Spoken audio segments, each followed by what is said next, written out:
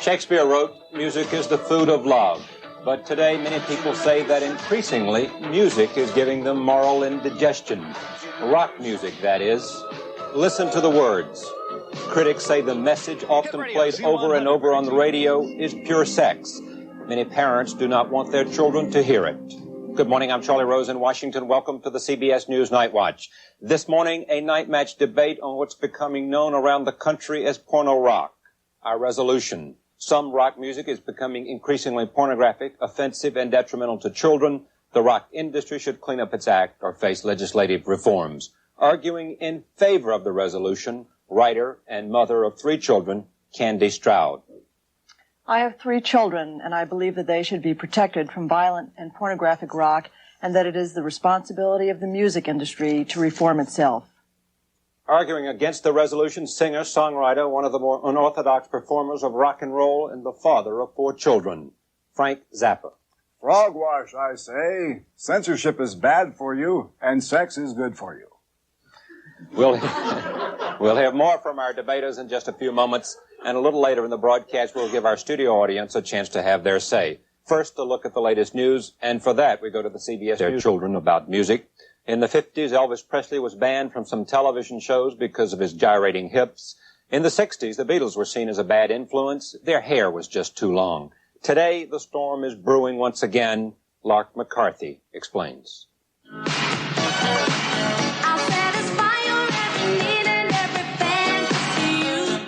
Songs on the airwaves these days are filled with more than suggestion. Many parents are upset over rock lyrics that graphically describe sex, sodomy, and violence. It's a new explicitness. It is like going to a porno movie and seeing everything, only it's a porno hearing session, and the kids are hearing everything. Mary Elizabeth Gore says she was shocked at what she was hearing. Gore is the mother of 4 and the wife of a United States senator. She's joined with other influential women to form the Parents Music Resource Center. Well, my 11-year-old likes Prince. However, on the album Purple Rain, there is a song called Darling Nikki, which deals with the subject of masturbation, and that is in the lyrics. I did not feel that was appropriate for my then 10-year-old child to have purchased. Like Gore's group, the National PTA is asking record companies to voluntarily label records, tapes, and cassettes that may be considered obscene. While the parents' groups are calling for voluntary restraint, some in the industry fear encroachment on the First Amendment. I'm very concerned that we're talking about some form of censorship here, which I absolutely do not believe in. A recent hit of Sheena Easton's called Sugar Walls about sexual arousal was yanked from several radio stations. The decision was, well, let's test it, see what happens. We put it on. Blue is the music director for Z100, one of the top radio stations in the New York City area. His programming philosophy: if it's selling, he'll play it, unless he gets complaints. We received a number of complaints and letters from parents who felt that the record should not be played. So therefore, we felt it just wasn't worth playing it. It's me, Freddie Snakeskin, here on KROQ-FM. K-Rock in Pasadena is known in the trade as a progressive rock station. We're not out here to sell sex. We're out here to play what our audience likes. The National Association of Broadcasters has stepped into the controversy. We're trying to tell the owners and the managers of these various broadcast properties to be sensitive to the music that their program directors and disc jockeys were playing. If there is to be censorship, then it should be in the home, and that's where it should start, and that's where it should end. But the kids will tell you the parents can't be everywhere. I don't think the mother can stop the child from listening to the radio or watching TV. Hey, why should they, put a limit to what I want to listen to? It's a free country. We can do whatever we want to do. My parents, don't like me listening to the music, but I explained to them that it's just normal music. So-called porn rock is expected to be the subject of congressional hearings this fall. Lark McCarthy, CBS News, Washington. Are rock lyrics too suggestive? And if they are, what should be done about it? Here's our Nightmatch resolution again. Resolved, some rock music is becoming increasingly pornographic, offensive, and detrimental to children. The rock industry should clean up its act or face legislative reforms. Debating in favor of the resolution, Candy Stroud, author and mother of three. Debating against the resolution is Frank Zappa, a veteran rock singer and songwriter and father of four. Ms. Stroud, your opening statement. Charlie, rock music has always had an extremely potent force and impact in the lives of teenagers, but never more so than today. The average teenager today listens to between 4 and 6 hours of rock music a day. That's over 11,000 hours of rock music listened to between the 7th and 12th grades alone. And the listening audience is getting younger all the time. Now elementary school children, preteens, and teenagers as well are looking to rock stars as role models and teachers, imitating their behavior, singing their songs, and imitating their fashion. And the lessons that they're learning from these rock stars is that casual sex, masturbation, incest, violent rape are all acceptable, even desirable forms of behavior. Don't let anybody tell you that the music of the 60s and 70s is the same as the music of the 80s. Times have changed, the barriers have fallen. Innuendo has given way to the explicit, graphic, violent, pornographic. In the 50s, Elvis Presley sang, "I want you, I need you, I love you," or "Come along and be my teddy bear." Now, Morris Day and the Times sings, "If the kid can't make you come, nobody can. I want to get you off, baby. What does it take to get you off?" In the 50s, Little Richard sang, "Good golly, Miss Molly, you sure know how to ball." Now Prince sings, "I met a girl named Nikki. I guess you could say she was a sex fiend. I met her in a hotel lobby masturbating with a magazine." And Sheena Easton sings, "Sugar Walls." The Stones in the 60s sang "Let's Spend the Night Together," which was edited seriously for the Ed Sullivan Show. But today, Wasp, Blackie Lawless, the lead singer of Wasp, can appear on stage wearing a buzzsaw blade between his thighs, and which he uses to attack a woman in a mock rape. And he wears on his bikini underwear a sign which says, "I F blank blank K like a beast." While I abhor censorship, and I believe that banning creativity is wrong, I do think that the time has come for the music industry to exercise its social responsibility and police itself. Your opening statement, Mr. Zappa. I do not speak for the music industry, nor would they wish me to. I do not approve of most of what is being manufactured for entertainment, but I do not feel that it is my place or anyone else's place to keep a type of entertainment that people desire from them. I don't know very much about Candy Stroud or her cause. I find it fascinating. I find that I've just read this little reprint of her Newsweek thing just before I came over here, and I feel sorry for her that anybody could respond that way to matters pertaining to sex.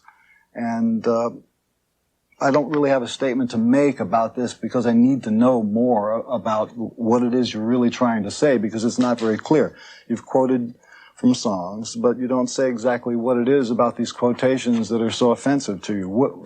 I need to ask you some questions in order to proceed. Let me jump in if you'd like, Frank, and give her a minute and a half to make that point or less, and then another time for you to respond after she clarifies. Good. Go ahead, Candy. Well, to answer your question, Frank, I think that sex is healthy, but it's not an animal act. And that the message that rock stars are singing today is that love equals sex and sex equals love, that love is purely recreational, it's a thing that is fun, there are no commitments, no responsibilities, and no consequences. As Tina Turner sings, "What's love got to do with it? Love is only a second-hand emotion." That is a message that is being preached over and over again to teenagers at a time when they're forming their value systems and their morals. It's not just the mainstream rock music, but it's rock music that is in the heavy metal industry, for example, where you have songs that deal with forcing a woman to have oral sex at gunpoint, as in Judas Priest on the album Defenders of the Faith, "Eat Me Alive," in which he sings, "Sounds like an animal, panting to the beat, groan in the pleasure zone, gasping from the heat, gut-wrenching frenzy that deranges every joint. I'm going to force you at gunpoint to eat me alive." this kind of music that is being played over and over again for teenagers and is being purchased. This album that I'm talking about, Defenders of the Faith, is a double platinum album. That means it's been bought by over 2 million teenagers. And that is not the kind of message that teenagers should be receiving when they're forming their values and characters. Okay, I can see why some of this stuff rubs you the wrong way, because you have a problem with sex. The lyrics that you're talking about contain some words that seem to trigger this peculiar response. Could we narrow those down and talk about those words? Because you're talking here about rating different types of bad rock music, completely ignoring what goes on in country and western, which also has sexual lyrics. You're picking on rock. You're ignoring the fact that many classical pieces have texts which are pornographic. For example, Carmina Burana, which was taken from a Latin piece that was supposed to have been pornographic. Do you want to censor this? Is that going to offend somebody? No, I sure don't. I've sung Carmina Burana. It's one of my favorite pieces. Okay. Country music, however, is not mainstream. Prince's album, for example, Purple Rain and Darling Nikki, has sold over 10 million copies. That's a lot of copies sold to teenagers. So has his album Dirty Minds, in which he talks about incest and the joys of that. I see there's nothing wrong with sex, but there is something wrong with preaching incest, masturbation, and a casual attitude towards sex to teenagers. What's wrong with masturbation? Let me pick this time for a break, and we'll be right back because we're up against the clock. We'll pick up with Mr. Zappa's point. Stay with us. Nightmatch continues. Define your own position on this, which is, it seems at first glance, an absolute First Amendment defense of these kinds of lyrics. I'm a constitutional fundamentalist. Okay. I like the Constitution. I like it the way it is. I don't want to have it rewritten for me by people in Washington. Okay, let me just stay with the question then. Do the same lyrics that offend Ms. Stroud offend you? No, whether you want them banned or not? No, the lyrics don't offend me. The way the material is presented and the idea behind the material offends me. The crassness of the business offends me. But I have no problem with any kind of lyrics that deal with matters of physical activity. Do you believe that any of those lyrics that she pointed to are detrimental to your children, her children, of the age group that she's talked about? Absolutely not. And let me point out one thing. This could be a really great publicity stunt, and I'm sure the media eats it up, because you get to have a term, porno rock. It sounds terrific. You're going to get a lot of mileage out of it. But the real fact is this. Every authoritarian regime likes to get this little hook going for them. You tell people sex equals sin. And now I'm going to save you from sex. And that will save you from sin. And then you get to go to heaven. And we did it for you. So send in your check today. That's what this stuff is. Candace Stroud. Love is pure, love is gentle, love is kind, love is not crude, love is not lewd, love is not Prince singing, if your man ain't no good, come on over to my neighborhood, jump in the sack, and I'll jack you off. That is not the way the children should learn about love, and especially when their parents don't even know what they're listening to. Love is not sex. Sex is an activity that has nothing to do with love. Sex is a physical activity. You do not have to love someone or even yourself in order to do sex. Love and sex implies responsibility, implies commitment, and implies consequence. And today, when we have the highest teenage pregnancy rate in the world, and 50% of all teenagers losing their virginity by the time they're 18, there is something going on in the country that is wrong. And whether or not it's coming from rock music or movies or the advertising that they're seeing, it's coming from a number of factors in our society, and I'm convinced that rock music is one of them. We will be back. Our debaters, Frank Zappa and Candace Stroud. The question has to do with rock music lyrics. Should they be banned? Should there be some legislative reform? Or should the rock industry simply accept the First Amendment and have its performers provide the audience whatever they are responding to? We'll be back as Nightmatch continues. Stay with us. Rock music is, they believe, those lyrics have a detrimental effect on their children. Here is an excerpt from an interview by Phyllis George on the CBS Morning News with a psychiatrist about the impact of rock music and the lyrics. Well, actually, the research has all been done with college students There are 3 separate studies now available. All of those show that college students become more desensitized to violence when they see, say, a video like by the Rolling Stones where they sing about chopping up a woman, putting her pieces in the refrigerator and taking her out and eating her. It's pretty gruesome, I must say. Yeah, it is pretty gruesome. That when, you know, of course, the heavy metal trend, I see it in my own psychiatric practice. Young people come into my practice, they're into heavy metal, maybe have the barbed wire earrings and the spiked jewelry, and almost always they are, you know, having serious problems with antisocial behavior with their parents, with the school, with the police. They really get into the subculture. These are their heroes, and when their heroes are singing, making violence acceptable, it does have definitely a harmful effect. That's Dr. Thomas Radecki with the National Coalition on Television Violence on the CBS Morning News. Coming back to the question of the detrimental impact, are young people going to be exposed to those kinds of lyrics and that kind of conversation regardless of whether it is in or out of rock music, in all kinds of media, all kinds of publications, and does not, as others have argued, the reform and the management or the instruction begin at home? Instruction does begin at home, Charlie. The problem is that with rock music, it is such an extraordinarily potent force in the life of a teenager, and they're listening to so many hours a day, and the problem has been that parents have not known the lyrics that their children have been listening to.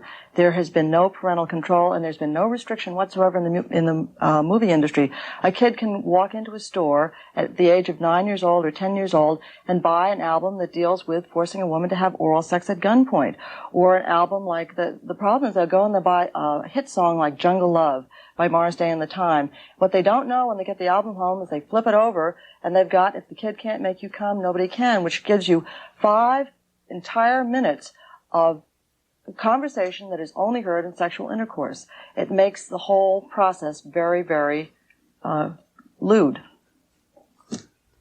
I think masturbation is really good, and I think that more people in America should do it. And first of all, it would help your teenage pregnancy rate. But and also, while that's a good line, Frank, that's not the issue here. Well, I whether think it is for her because she has a masturbation fixation. She is seized upon the idea of masturbation. As like, if we stop that, then our children will be safe. Come on, give me a break. This is really, you know the word for what this is. It starts with a bull and it ends with something else. This is baloney. This is a publicity stunt, Mr. Rose. A publicity stunt by people like this, because she is not the only one who is believing in this sort of thing. It works. You come out, anybody who says, we're going to stop pornography. First of all, look at what pornography is. It exists because there's a market for it. You know why the market is there? Because people have trouble becoming aroused. Pornography is supposed to arouse you. Americans need to be aroused because many of them are physically incapable of being aroused. I got That's 1 why minute Dr. before we go Ruth to is the break. on there. Candy Stroud. I think masturbation is a healthy thing, but I don't think that masturbation should be taught on a record. I also think that what we're really talking about, Charlie, is a consumer issue, that it is not appropriate for a young child of the age of 10 or 11 or 12 to be able to go in without any parental consent or any guidance to buy anything that they please, whether or not it has to do with Satanism or violent sex or rape, whatever, that like the movie industry, that the music industry should police itself and have a rating system so that parents have a handle on the information that the children are getting. In 30 seconds, can you deal with the issue of whether this is a promotional stunt by the people involved or, in fact, is a legitimate reflection of concern by a whole cross-section of parents? If this were a publicity stunt, I don't think the Justice Department would have had hearings on the connection between pornography and rock music and sexual exploitation. If this were a publicity stunt, I don't think that the Commerce Committee would be seriously concerned in having hearings in the fall on pornographic rock music. Nightmatch continues. Frank Zappa, Candy Stroud, stay with us. Music that some say all too often is filled with talk of sex and violence. Here's our resolution again. Some rock music is becoming increasingly pornographic, offensive, and detrimental to children. The rock industry should clean up its act or face legislative reforms. Our debaters are writer Candy Stroud and rock singer Frank Zappa. Do you find that the lyrics are in any way, regardless of whether you do or do not agree with the sexuality expressed, detrimental to children? Let me tell you how it is detrimental to children. Here is a place that I think we can agree, okay? Here is the detriment to a child's mind. You have stated that they listen to too many hours of music. Do you know why they do? Because children in the United States today are marginally literate. They don't read.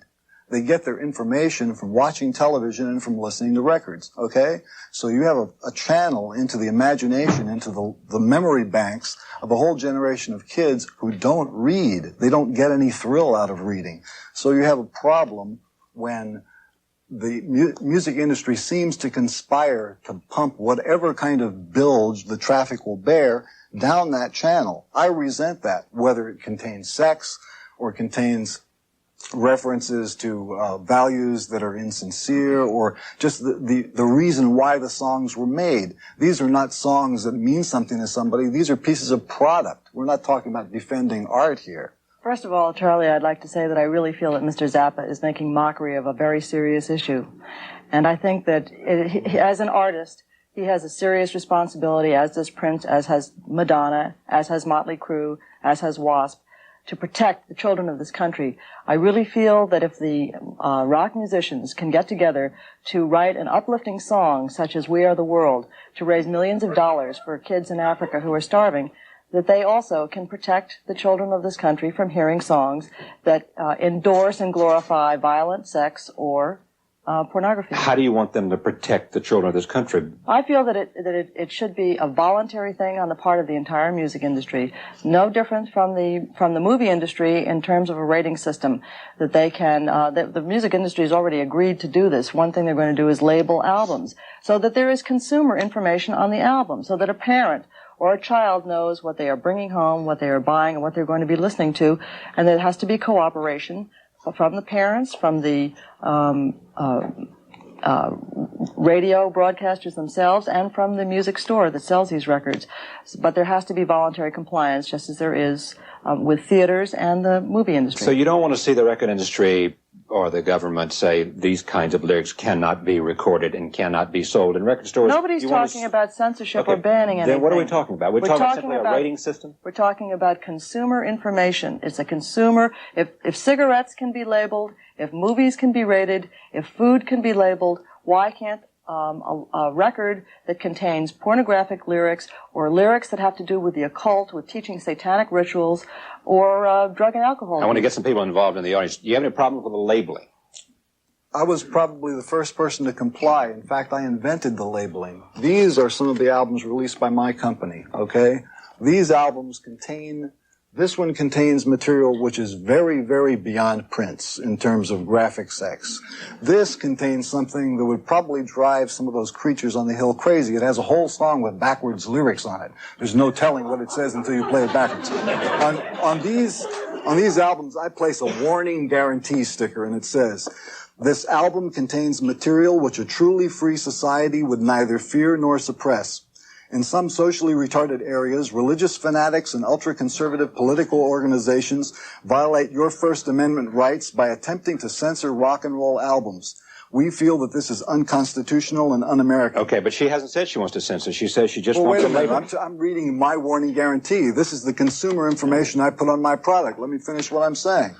As an alternative to these government-supported programs designed to keep you docile and ignorant, Barking Pumpkin is pleased to provide stimulating digital audio entertainment for those of you who have outgrown the ordinary. The language and concepts contained herein are guaranteed not to cause eternal torment in the place where the guy with the horns and the pointed stick conducts his business. Is the difference you'd make between the lyrics on a record and passages in a book simply that one is more, as Zappa said, kids aren't reading books, they're only listening to music? Is that the reason that the target is rock lyrics rather than pornography in books and magazines and other places? Children do not read pornographic books. Children do listen to music, and music has a very dramatic effect. And pornographic music that is backed up by extremely graphic sound effects, such as bedroom effects and heavy panting and moaning and seriously graphic words, have a much stronger effect on children than you don't even see it in a pornographic movie. Back in a moment. Frank Zappa, Candy Stroud. Stay with us. Yes. Yes. As a parent, I would like to ask Mr. Zappa if he would liked to just leave his children go and pick out whatever they wanted.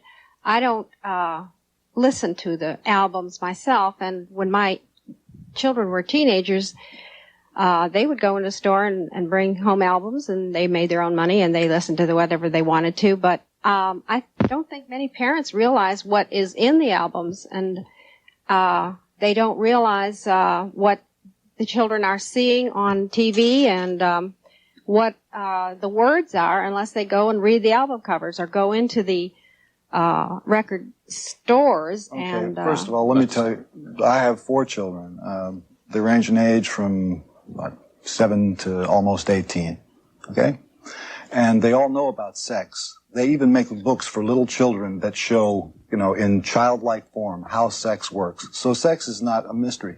I don't care what they listen to, because if it's sex that you're worried about, they should understand that it's a biological function and not something to be used as a tool to keep them subjugated and make them docile by having somebody say, sex is bad, and I'll save you from sex because sex is sin. Okay, but let me jump in then. Suppose somebody stimulated by a book or a magazine or lyrics from an album, a record album or anything else, because of that, because of some value system that they create from that, does some violence to your daughter. Mm-hmm. Does that change your attitude at all? I think that the people who are the most at risk from having a value system create monsters that do violence to other people. The way I see it, some of the lyrics talk about violence to other people, Frank. You know that. I know that. But here's the thing about crimes and the way they're committed. Most of the violent crimes in the United States are committed by Christians. If you don't commit the crime, if you're not a Christian, when you commit the crime, when you go to prison, if you tell them you're born again, you get out sooner so you can commit another crime. That's a worry. Okay? Mr. Zappa, as a born-again Christian, I am glad that you're very unorthodox, because a lot of the lyrics are perverted sex. They're not normal. And maybe you don't realize that, but I think the parents would like to know that some of those things are not normal sexual relations. But that doesn't mean that you have to do them. You should know about them. Information doesn't kill you. Children don't know the difference. Children learn the difference by receiving information, which they can store and sort with your help as a parent. If you don't let them know about this stuff, they'll grow up and be ignorant. I would rather have them be ignorant of something. Anybody who chooses to have their children be ignorant is making a mistake, because then they can be victims. They have to know. They have to be shown an example. It's a parable, okay? You don't have to tell them to do it. There is an improper way and there is a proper way to be taught about sex. It is not proper to listen to Motley Crue sing on an album, I'll either break her face or take down her legs, get my way at will, go for the throat, never let loose, going in for the kill. That is not the proper way for kids to learn about sex. Nor is Bitch's album, Be My Slave, where she sings, the whip is my toy, handcuffs are your joy, you hold me down, I'm screaming for more, when you tie me up and gag me. The way you give me pain, come on and drag me. That is not a proper way for children to be taught about sex. Yes. My question is, if you were to go about rating albums as you do movies, how would you do that in the correct way? Because I happen to think the way movies are rated is very sexist. And if you were to do records in the way, what would stop such sexism that they have with the movie rating system? Well, I don't know about sexism in movie ratings, but I think that the ratings that the music industry is talking about would be to have a council, an independent council comprised of members of the music industry themselves, broadcasters and record distributors and executives of record companies, as well as members from the community, who would sit and listen to a great percentage of the albums that come out every year and would simply put a label on them, whether or not they were drug-oriented, sexually oriented, violent, or oriented towards the occult, so that there would be something on the outside of the album, whether or not the lyrics are printed there or the mark itself, that would give parents and the child something to go by so they would know what's inside. How do you feel about that? Well, I just don't think you could really just censor or it's not censorship. Rate it's just consumer information. Like Speak to the issue of a rating system. Okay, let's see how untenable it is. Okay, Because first of all, you're singling out one certain type of music. The world of music is very wide, and there's a lot of different kinds of music, and there's something that somebody could find objectionable anywhere. If you just start rating records as of today, what do you do about every record recorded since the beginning of the phonograph? Because there's got to be something over the last X number of years that's got to be offensive. How are you going to get rid of that? Candy Child? Well, the same way as you go into a movie store today and you pick a movie that was made in the 50s or 60s, it's not rated either. But you would have to start somewhere, and you'd have to start probably today. What else? What's your other objections to the... I object because I don't think that it's anybody's business what you consume. I don't think that giving them a foothold, and when I say them, I mean people who believe they're doing something wonderful in the name of God to protect the morals of the entire country. They have not been elected to do this. Nobody asked them to do it. But you would be the first person to defend their right to do it. This is a democracy for these people to stand up, for people to legitimately feel that they have an interest to be protected. Fine, they can feel that, but when they're not elected and they want to do something that affects somebody else's life, they want to enact legislation, they want to cause an event to happen. She can have her opinion. You can have your opinion. You have yours. But when you want to have legislation and you want to have something happen that affects everybody else's life, and you haven't been elected, it shouldn't be done. All right, we now should go, before I run out of time, to closing arguments. Candy Stroud. Well, children do not have permission to walk into a store and buy Penthouse magazine, and children under 17 do not have permission to go to a movie and see Deep Throat. Censorship will never find fertile ground in the United States, but there are warnings on cigarette labels. There are ratings on the movies. There are labels on food, and the liquor industry has voluntarily removed its ads from television because of the high rate of teenage carnage on the highways. I think it is time for the music industry to take a look at its product and to realize that there are congressional hearings coming up in the fall. If they don't do something about the music and the message that they're sending to children, Congress will. Finally, summation. Congress probably will do something about it because you can't trust them either. That's it. That's it? That's it. Frank Zappa, Candy Stroud, I thank you for joining us for this night match. Thank members of the studio audience who have been here to share their own comments and their own questions. We thank you for joining us. Night Watch continues.